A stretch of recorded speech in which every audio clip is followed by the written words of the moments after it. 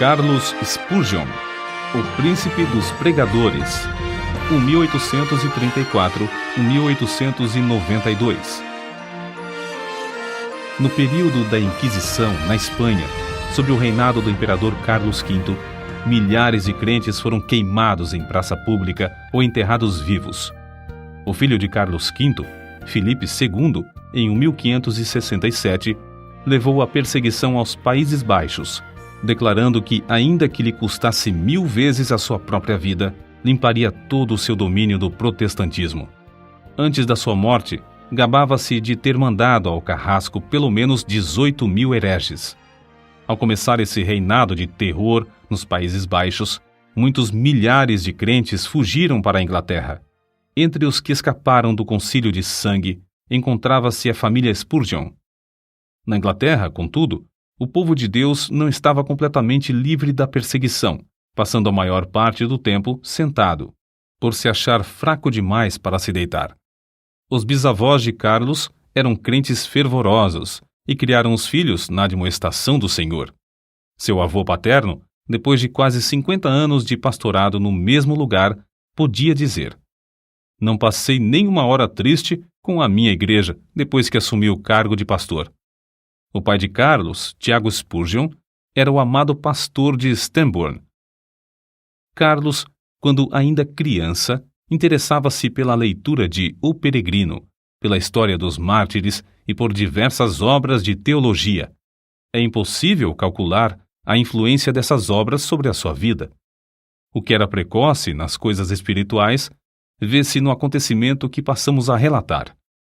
Com apenas 5 anos de idade, Carlos percebeu profundamente o cuidado do avô com relação ao procedimento de um dos membros da igreja, mais conhecido como Velho Rhodes. Certo dia, encontrando Rhodes em companhia de outros fumando e bebendo cerveja, a criança dirigiu-se a ele dizendo: "Que fazes aqui, Elias?" O velho Rhodes, arrependido, contou então ao seu pastor como a princípio se irou com o pequeno Carlos, mas por fim sentiu-se quebrantado. Desde aquele dia, o velho Rhodes andou sempre perto do Salvador. Quando ainda em tenra idade, Carlos foi por Deus convencido do pecado. Durante alguns anos, sentia-se uma criatura sem esperança e sem conforto. Visitava locais de culto uns após outros, sem, no entanto, conseguir saber como podia livrar-se do pecado. Então, aos 15 anos de idade, aumentou nele o desejo de ser salvo. E aumentou de tal forma que passou 6 meses agonizando em oração.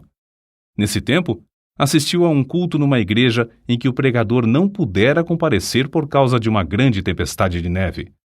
Na ausência do pastor, um sapateiro se levantou para pregar às poucas pessoas presentes e leu este texto: "Olhai para mim e sede salvos, todos os confins da terra." Isaías, capítulo 45, versículo 22. O sapateiro, inexperiente na arte de pregar, só fazia repetir a passagem e dizer: "Não vos é necessário levantar um pé, nem um dedo. Não vos é necessário estudar no colégio para saber olhar, nem contribuir com 1000 libras. Olhai para mim, não para vós mesmos. Não há conforto em vós. Olhai para mim, suando grandes gotas de sangue. Olhai para mim, pendurado na cruz. Olhai para mim, morto e sepultado. Olhai para mim, ressuscitado. Olhai para mim à direita de Deus." Em seguida, fitando os olhos em Carlos, disse: "Moço, tu pareces ser miserável. Serás infeliz na vida e na morte, se não obedeceres." Então, gritou ainda mais: "Moço, olha para Jesus. Olha agora." O rapaz olhou e continuou a olhar até que, por fim, um gozo indizível entrou na sua alma. O recém-salvo, ao perceber as constantes investidas do maligno, foi tomado pela aspiração de fazer todo o possível para receber o poder divino e, assim, frustrar a obra do inimigo do bem. Spurgeon, por exemplo, aproveitava todas as oportunidades para distribuir folhetos. Também entregava-se de todo o coração a ensinar na escola dominical, onde alcançou de início o amor dos alunos e, por intermédio destes, a presença dos pais na escola. Com a idade de 16 anos, começou a pregar. Acerca desse fato, declarou: "Quantas vezes me foi concedido o privilégio de pregar na cozinha da casa de um agricultor ou num celeiro. Alguns meses depois de pregar seu primeiro sermão, foi chamado a pastorear a igreja em Waterbeach. Ao fim de 2 anos, essa igreja de 40 membros passou a ter 100. Como o jovem pregador tinha o desejo de aperfeiçoar-se, o diretor de uma escola superior, de visita à cidade na ocasião, marcou 1 hora para tratar com ele acerca desse assunto. A criada que recebeu Carlos, porém, descuidou-se e acabou não chamando o professor, que saiu sem saber o que o moço esperava.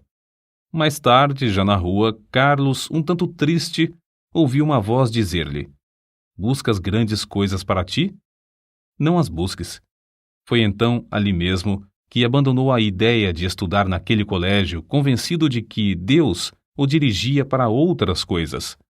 Não se deve concluir, contudo, que Carlos Spurgeon tenha desistido de se educar.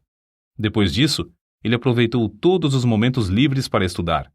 Disse que alcançou fama de ser um dos homens mais instruídos de seu tempo. Spurgeon havia ministrado em Waterbeach apenas durante 2 anos, quando foi chamado a pregar na Park Street Chapel, em Londres. O local era inconveniente para os cultos e o templo, que tinha assentos para 1.200 pessoas, era demasiado grande para a plateia.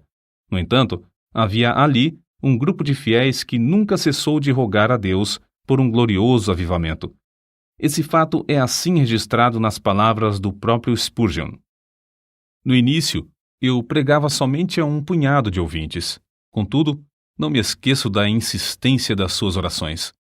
Às vezes, parecia que rogavam até verem realmente a presença do anjo do concerto, Cristo, querendo abençoá-los. Mais de uma vez nos admiramos com a solenidade das orações até alcançarmos quietude, enquanto o poder do Senhor nos sobrevinha. Assim desceu a bênção. A casa se encheu de ouvintes e foram salvas dezenas de almas. Sob o ministério desse moço de 19 anos, a concorrência aumentou em poucos meses a ponto de o prédio não mais comportar as multidões. Centenas de ouvintes permaneciam na rua para aproveitar as migalhas que caíam do banquete que havia dentro da casa. Ficou resolvido que a Park Street Chapel seria reformada. Durante o tempo da obra, os cultos eram realizados em Exeter Hall, prédio com assentos para 4.500 pessoas. Ali, em menos de 2 meses, a assistência era tão numerosa que as ruas, durante os cultos, se tornavam intransitáveis. Quando voltaram para a Chapel, o problema, em vez de ter sido resolvido, ficou maior. 3.000 pessoas ocupavam o espaço preparado para 1.500. O dinheiro gasto, que alcançou uma elevada soma, fora desperdiçado. Tornou-se necessário voltar para o Exeter Hall, mas nem este auditório comportava mais o público presente. A igreja, então, tomou uma atitude espetacular. Alugou o Surrey Music Hall, o prédio mais amplo, imponente e magnífico de Londres, construído para diversões públicas. As notícias de que os cultos haviam passado do Exeter Hall para o Surrey Music Hall eletrificaram toda a cidade de Londres. O culto inaugural foi anunciado para a noite de 19 de outubro de 1856. Na tarde do dia marcado, milhares de pessoas para lá se dirigiram para achar assento. Quando por fim o culto começou, o prédio no qual cabiam 12.000 pessoas estava superlotado e havia mais 10.000 fora que não puderam entrar. No primeiro culto no Surrey Music Hall, notaram-se vestígios da perseguição que Spurgeon teria de encarar. Após a leitura das Escrituras, os inimigos da obra de Deus se levantaram, gritando: "Fogo! Fogo!" Apesar de todos os esforços de Spurgeon e de outros crentes, a grande massa de gente alvoroçou-se e movimentou-se em pânico, de tal modo que 7 pessoas morreram e 28 ficaram gravemente feridas. Depois que tudo serenou, acharam-se espalhados em toda a parte do prédio roupas de homens e senhoras, chapéus, mangas de vestidos, sapatos, pernas de calças, mangas e paletós, xales, etc. Objetos esses que as milhares de pessoas aflitas deixaram, na luta para escapar do prédio. Spurgeon comportou-se com a maior calma durante todo o tempo da indescritível catástrofe, mas depois passou dias prostrado, sofrendo em consequência do tremendo choque. As notícias sobre as trágicas ocorrências durante o primeiro culto no Surrey Music Hall concorreram para aumentar o interesse pelos cultos, em vez de prejudicarem a obra. De um dia para outro, Spurgeon, o herói do sul de Londres, tornou-se um vulto de projeção mundial. Aceitou convites para pregar em cidades da Inglaterra, Escócia, Irlanda, Gales, Holanda e França. Pregava ao ar livre e nos maiores edifícios, em média 8 a 12 vezes por semana.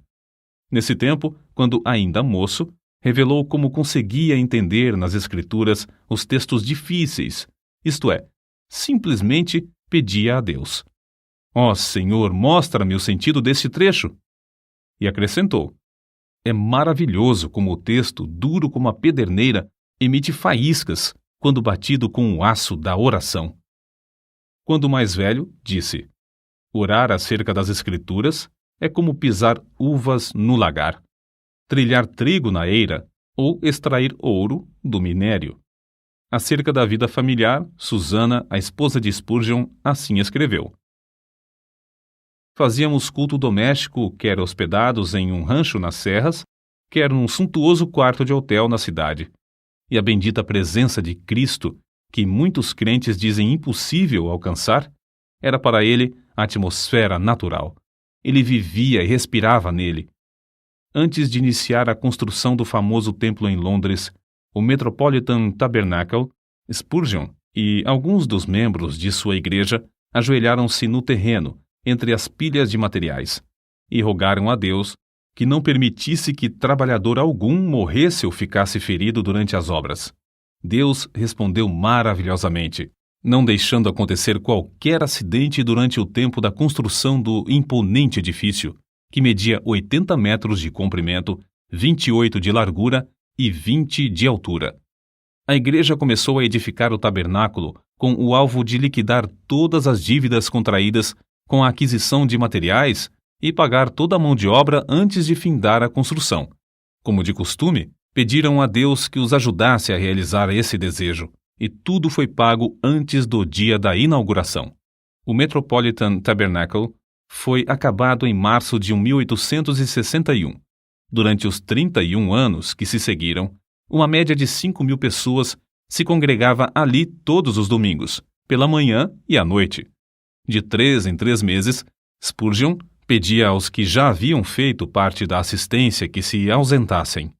Eles o atendiam, mas mesmo assim, o tabernáculo era superlotado por outras pessoas das massas ainda não alcançadas pela mensagem. Durante certo período, pregou 300 vezes em 12 meses. O maior auditório do qual pregou foi no Crystal Palace, em Londres, em 7 de outubro de 1857. Havia exatamente 23.654 pessoas no auditório. Spurgeon esforçou-se tanto nessa ocasião, e o cansaço foi tal que, após o sermão da noite de quarta-feira, dormiu até a manhã de sexta-feira. Todavia, não se deve julgar que era somente no púlpito que a sua alma ardia pela salvação dos perdidos.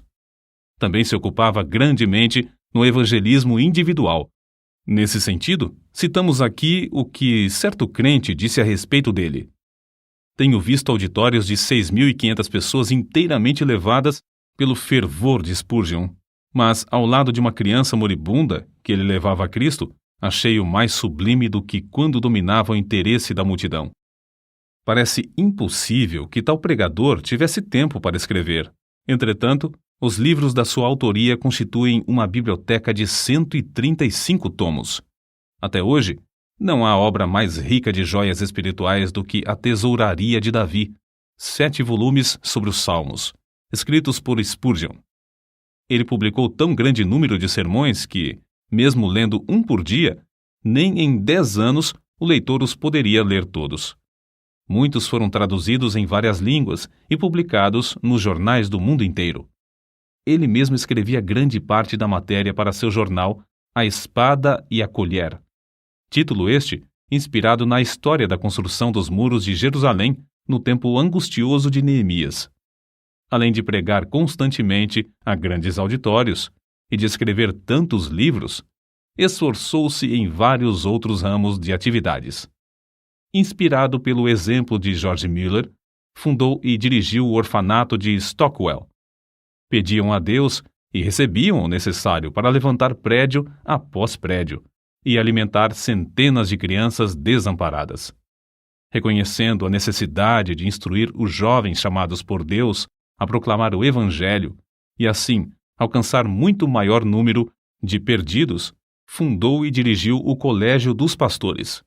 Esse trabalho foi marcado pela mesma fé em Deus demonstrada na obra de cuidar dos órfãos. Impressionado com a vasta circulação de literatura viciosa, formou uma junta de vendagem de livros evangélicos. Dezenas de vendedores foram sustentados e milhares de discursos feitos, além de muitas toneladas de escrituras e outros livros terem sido vendidos de casa em casa. Acerca de tão estupendo êxito na vida de Spurgeon, convém notar o seguinte: nenhum dos seus antepassados alcançou fama. Sua voz podia pregar às maiores multidões, mas outros pregadores sem fama gozavam também da mesma voz. O príncipe dos pregadores era, antes de tudo, o príncipe de joelhos. Como Saulo de Tarso, também entrou no reino de Deus agonizando de joelhos. No caso de Spurgeon, essa angústia durou 6 meses. Depois, assim aconteceu com Saulo. A oração fervorosa virou um hábito na sua vida. Aqueles que assistiam aos cultos no grande Metropolitan Tabernacle diziam que as orações eram a parte mais sublime dos cultos. Quando alguém perguntava a Spurgeon a explicação do poder na sua pregação, o príncipe de joelhos apontava para a loja que ficava sob o salão do Metropolitan Tabernacle e dizia: na sala que está embaixo, há 300 crentes que sabem orar. Todas as vezes que prego, eles se reúnem ali para sustentar minhas mãos, orando e suplicando ininterruptamente. Na sala que está sob os nossos pés é que se encontra a explicação do ministério dessas bênçãos. Spurgeon costumava dirigir-se aos alunos no colégio dos pastores desta forma: permanecei na presença de Deus. Se o vosso fervor esfriar, não podereis orar bem no púlpito. Pior com a família, e ainda pior nos estudos, sozinhos. Se a alma se tornar magra, os ouvintes, sem saberem como ou porquê, acharão que vossas orações públicas têm pouco sabor. Ainda sobre a oração, sua esposa deu este testemunho: ele dava muita importância à meia hora de oração que passava com Deus antes de começar o culto. Certo crente também escreveu a esse respeito: sente-se durante a sua oração pública que ele é um homem de bastante força para levar nas mãos ungidas as orações de uma multidão. Isto é a ideia mais grandiosa de sacerdote entre Deus e os homens.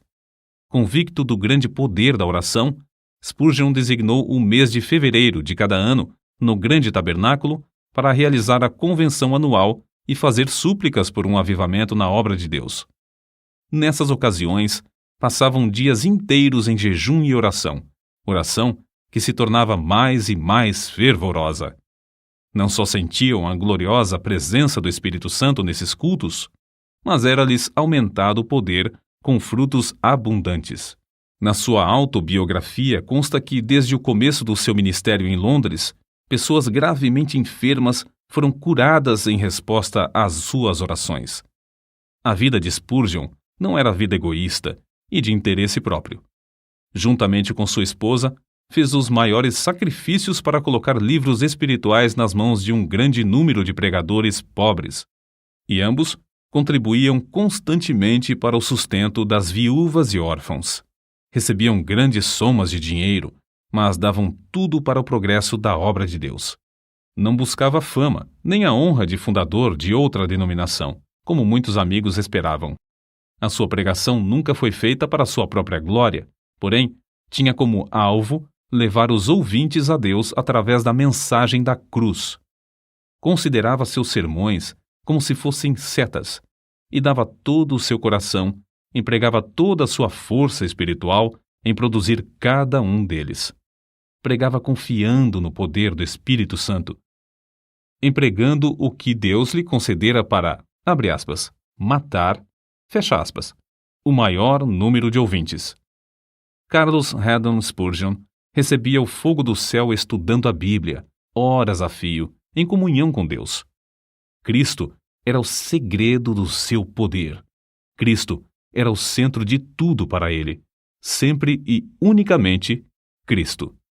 J. P. Freud disse: quando Spurgeon orava, parecia que Jesus estava em pé ao seu lado.